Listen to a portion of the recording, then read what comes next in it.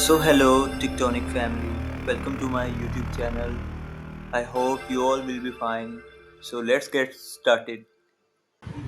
So जिस तरह के आपको आज इस वीडियो का टाइटल देके पता लग रहा होगा कि आज हमने किस चीज़ के बारे में डिस्कशन करनी है, तो वो है आइडेंटिटी फ्रेमवर्क कोड की एडवांस फीचर्स के बारे में। लेकिन इसको शुरू करने से पहले हम अपनी लास्ट वीडियो की तरफ नज़र डालें तो उसके अंदर हमने बेसिक्स कवर की थी एंटिटी फ्रेमवर्क की, कि एंटिटी फ्रेमवर्क होता क्या और इसको यूज़ करते हम क्या चीज़ें अचीव कर सकते हैं।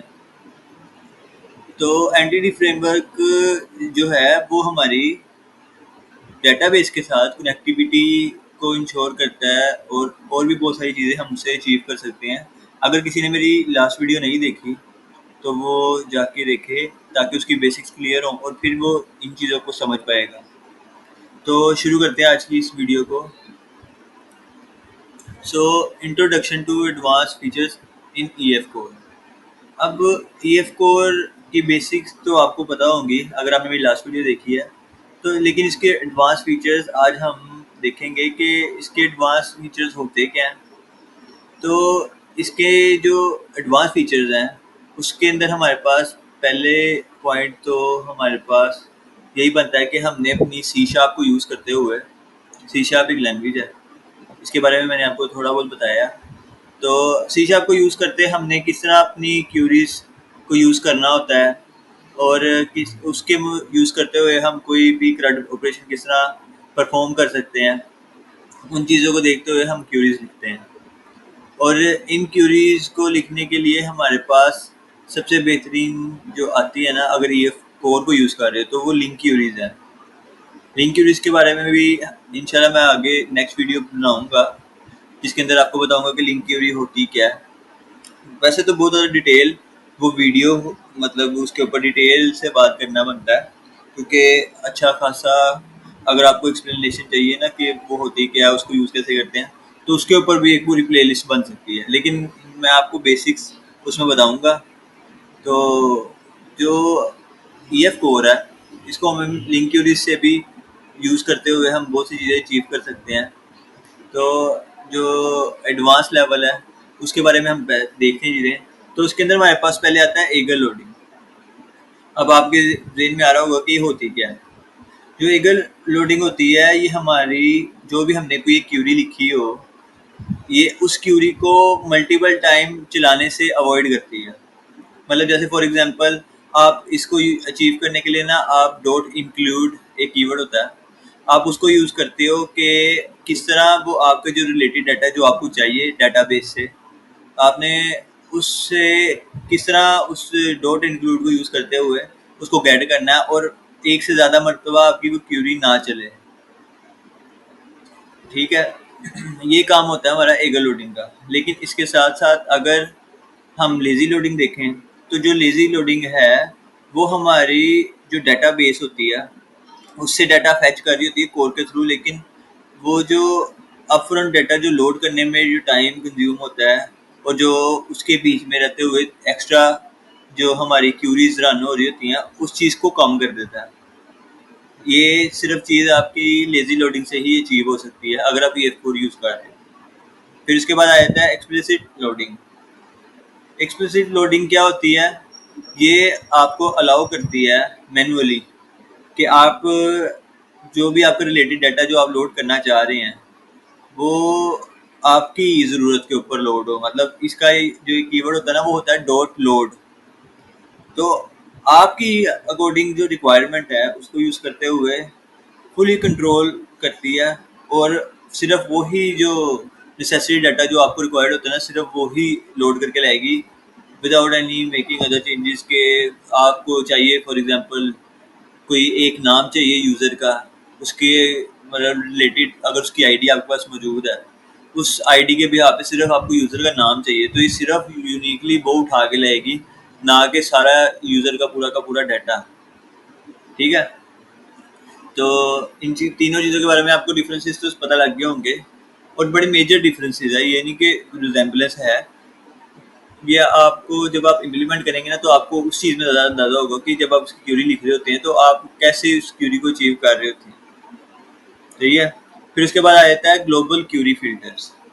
जो ग्लोबल क्यूरी फिल्टर्स होता है ये आपको आपकी बताई हुई है, मतलब आपकी कंडीशन अप्लाई करना चाह रहे हैं कि कोई स्पेसिफिक एंटिटी आपको चाहिए। जैसे मैंने भी आपको वो एक्सप्लिसिट लोडिंग के अंदर आपको एग्जांपल दी थी कि आपने किसी भी मतलब जैसे यूज़र टेबल है, यूज़र टेबल में से आपने सिर्फ यूज़र का नेम चाहिए, तो आप उसकी आपके पास कोई ना कोई आईडी तो होगी ना, कि फॉर एग्जांपल कोई पैरामीटर आपने पास किया आईडी का, तो वो आईडी के बिहाफ के ऊपर उसने सिर्फ डाटा लेके आना है।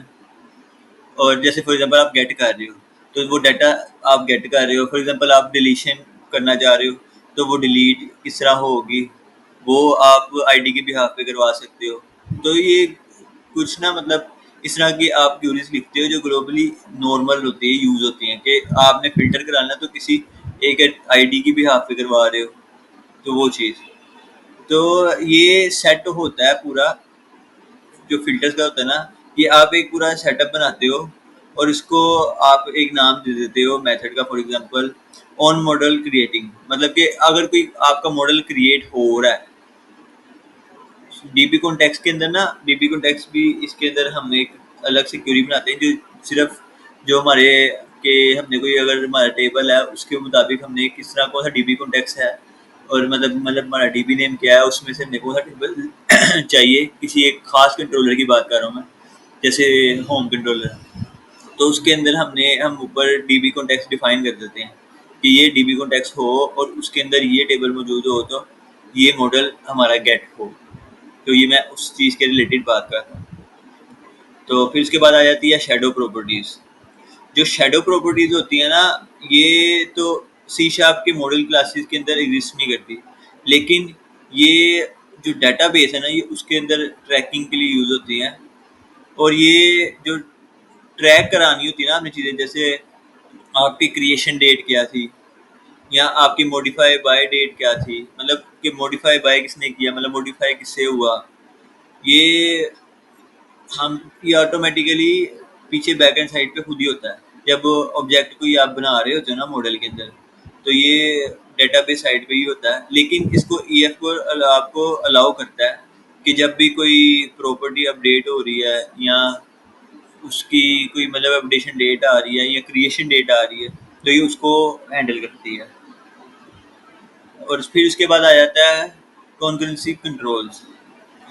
तो ये बहुत इम्पोर्टेंट चीज़ है कि इसके अंदर ना आप इसको यूज़ करते हुए आप मल्टीपल यूज़र के अगर फॉर एग्जांपल अपडेशन हो रही है, मतलब एक ही डाटा के अंदर सेम टाइम पे मल्टीपल यूज़र भी हो सकते हैं, इंडिविजुअल भी हो सकते हैं, तो ये उसके अंदर आपको ना एक कंट्रोल मैनेज करने का ना वो बताती है, मतलब एक हैंडलर टाइप कह लें, वो चीज़ आपकी बन जाती है कि इसको आप यूज़ करते हुए चेंजिंग्स जो हो रही है ना वो सेव तो होंगी, लेकिन ज़रूरी नहीं है कि किसी एक सिंगल इंडिविजुअल के लिए हों। आप मल्टीपल टाइम्स इसको यूज़ करते हुए मल्टीपल यूज़र्स की भी अपडेशन कर सकते हैं विद सेम मीन टाइम में, मतलब एक ही टाइम के अंदर रहते हुए आप मल्टीपल यूज़र की, मतलब जिसको बल्क हम कह सकते हैं, उसको यूज़ करते हैं हम करवा सकते हैं। और अगर कोई एक्सेप्शन होगी कि फॉर एग्जांपल कोई कन्फ्लिक्ट आ रहा है कि किसी एक मतलब कोई यूज़र है, आप उसको चेंज कर रहे हैं, तो उसके अंदर जो आ रहा है ना, तो वो सिर्फ उसके ऊपर एक्सेप्शन देगी, ना कि आपकी सारी जो क्यूरी रन हो रही होगी उसके ऊपर मतलब रोक देगी, ऐसा नहीं होगा। ठीक है। फिर उसके बाद आ जाता है कस्टम कन्वर्जन और वैल्यू कन्वर्जन। तो कस्टम कन्वर्जन क्या होती है? कस्टम कन्वर्जन आपको ये एक रूल होता है आपकी डाटाबेस स्कीमा के लिहाज से कि आप मैन्युअली ना कॉन्फ़िगर करते हैं हर एंटिटी और प्रॉपर्टी के लिहाज से कि किस तरह, अगर फॉर एग्जांपल आपकी जो मैक्सिमम लेंथ है, आप कस्टमाइजेबल आप उसको खुद ही कस्टमाइज़ कर रहे हैं कि एक मेरी जो एंटिटी है डीबी में जो जाके सेव होनी है, वो उसकी max length for example 100 characters हो, इससे ज़्यादा ना हो। या फिर आपकी मर्ज़ी होती है कि आप इसको अगर तो बात कस्टम की करें, तो ये आपकी मर्ज़ी होती है कि आप उसको 100 कैरेक्टर्स पे लेके जा रहे हैं या मैनुअली जो वो ऑटोमेटिकली जो खुद ही सेट होती है वो हो बाय डिफ़ॉल्ट। लेकिन यहाँ पे कस्टम की बात आ रही, तो आप उसमें मैनुअली भी बता सकते हैं कि किस तरह वो मैनुअली ही सेट करे इस चीज़ को। फिर उसके बाद आती है वैल्यू कन्वर्जन। तो वैल्यू कन्वर्जन क्या होती है, ये आपको अलाउ करती है कि जो जो ट्रांसफ़र हो रहा हो ना डाटा, तो ये उसको ना रीड या राइट फॉर्म में डाटाबेस के अंदर सेव करवाए। एग्जांपल के तौर पे आप जैसे आप इनम्स का यूज़ करते हैं। जैसे आप इनम डिफाइन कर देते हैं ना, अगर आपने कोई मॉडल क्लास बनाई है या आप इनम क्लास की बना रहे हैं, तो उसमें आप जब आपने आपकी कोई कन्वर्जन हुई, फॉर एग्जांपल आप ये देख लें कि जब आपने कोई इंटीजर टाइप मतलब से काम कर रहे हैं, मतलब कोई है इस तरह का जो इंटीजर टाइप है डाटा, और आप उसको एज ए इनम कोड कर रहे हैं, और फिर इसी तरह आपकी मतलब कोई सेंसिटिव सा डाटा हो जिसको आपने सेव करने से पहले किसी मॉडल में रखवाना हो, तो वो इनक्रिप्ट करवा के आप सेव करवा रहे हो, वो चीज़ वो एक वैल्यू सेट कर देता है कि ये आपकी एंटिटी मॉडल क्लास के अंदर कि जो आपकी हो ना, ये आपको ना मतलब एक लेयर्स में डिवाइड कर देता है कि पहले वैल्यू आई तो उसका आपने चेक किया कि इनम में पड़ी है, फिर उस इनम से आपने गेट किया। मतलब ये ना आपको एक फॉर्मेट बना देती है।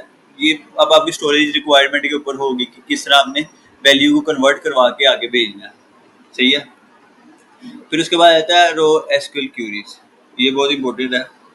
आप इसके अंदर इसको यूज़ करते हैं, कई दफ़ा ऐसी चीज़ें होती हैं कि आप लिंक क्यूरी से उसको कवर नहीं कर सकते। मतलब कोई कॉम्प्लेक्सिटी इस तरह की होती है कि आपने फॉर एग्जांपल बहुत सारे टेबलों से जॉइन लगा के डाटा इकट्ठा करना है या इंसर्ट करवाना है या कुछ भी। आप 2 से 4 टेबल ऐसे हैं जिनके अंदर से आपने क्यूरी को यूज़ करते हुए जॉइन लगा रहे हैं, और वो इनर जॉइन भी हो सकता है, आउटर जॉइन भी हो सकता है, मतलब कुछ भी इसमें चीज़ें आ सकती हैं, लेकिन वो आप लिंक क्यूरी से भी हैंडल कर सकते हैं, लेकिन उसमें कॉम्प्लेक्सिटी ज़्यादा आ जाएगी। तो हम फिर ये रॉ सीक्वल क्यूरीज का यूज़ करते हैं कि इसको यूज़ करते हुए ना फिर हम अपनी ना जो परफॉर्मेंस है कि किस तरह उसको परफॉर्म करें, तो उसके लिए ना फिर हम कहते हैं कि नहीं यार, लिंक से हम सीक्वल की क्यूरी की तरफ हम मूव करते हैं। तो इसके लिए ना हम एक कीवर्ड यूज़ करते हैं फ्रॉम सीक्वल रॉ। ये क्लास होती है जो कि हमें डायरेक्टली अलाउ करती है कि हम सीक्वल की जो वो क्यूरी है, क्यूरी क्लास जो हम बना रहे हैं, तो ये जितनी भी कॉम्प्लेक्सिटी होगी इसमें वो यूज़ करते हुए अगर हम डाटा इंसर्ट करवा रहे हैं वो करवा दें। अगर हम उसी को यूज़ करते हैं एसपी कॉल अपना कराना चाह रहे हैं, स्टोर प्रोसीजर, तो वो भी डायरेक्ट एग्जीक्यूट हो सकती है ईएफ को के अंदर रहते हुए भी। मतलब कि एक ऐसी है, लेकिन उसके अंदर हम लिंक क्यूरी यूज़ नहीं कर रहे, हम फिर सीक्वल की डायरेक्ट क्यूरी रन कर सकते हैं। ठीक है। फिर उसके बाद आती है ट्रांजिशन। ट्रांजिशंस क्या होती हैं ईएफ कोर के अंदर? जो ट्रांजिशंस है ये हमारे जो ऑपरेशंस के सेट होते हैं ना, कि हमने किस तरह कोई भी हमारी कोई ट्रांजिशन ऑपरेट हो रही है, तो हम उसको किस तरह ट्रीट करेंगे एज अ सिंगल यूनिट, ये वो चीज़ देखता है। कई दफ़ा ऑपरेशन अगर फेल होने लगता है तो ये इन जो मतलब कि एक फॉर एग्जांपल आपकी पूरी एक क्यूरी बन गई हुई है और उसमें से कोई एक ऐसा डाटा है जो नॉलेबल आ रहा है, लेकिन आपको तो वो चाहिए था।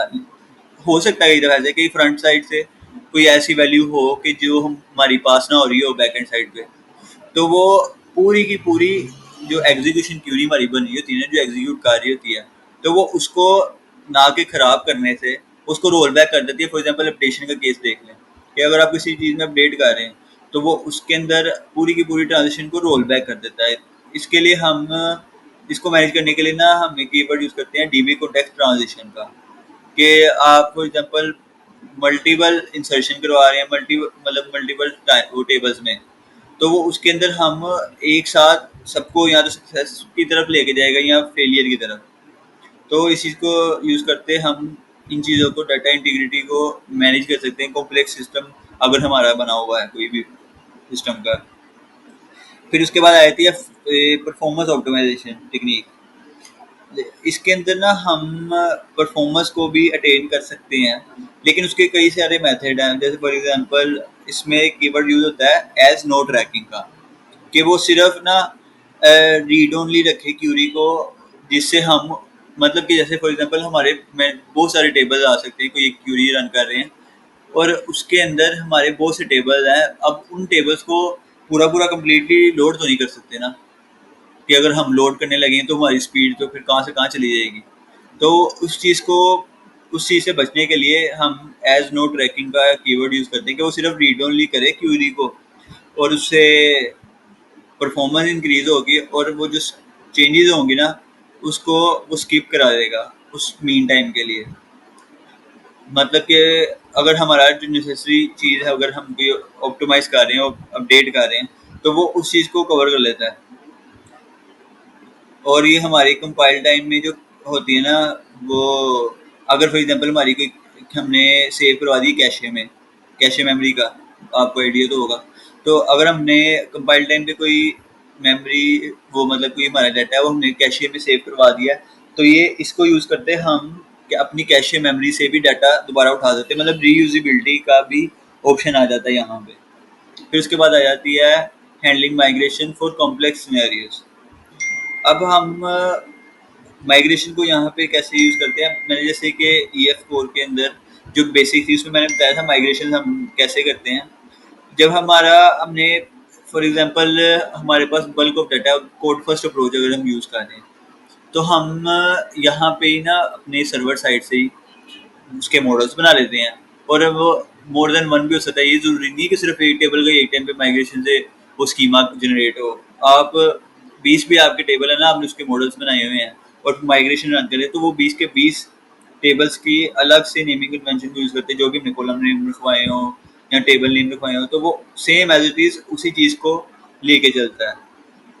फिर उसके बाद आता है एडवांस डाटा सीडिंग। अब एडवांस डाटा सीडिंग क्या होती है। एडवांस डाटा सीडिंग हमें अलाउ करता है कि हमने अगर कोई डाटा पॉपुलेट करना है ना डाटाबेस से या उसके अगेंस्ट कोई उसके रेफरेंस में डाटा पड़ा है जैसे फॉर एग्जांपल यूज़र है या सिस्टम कॉन्फ़िगरेशन होती है वो चीज़।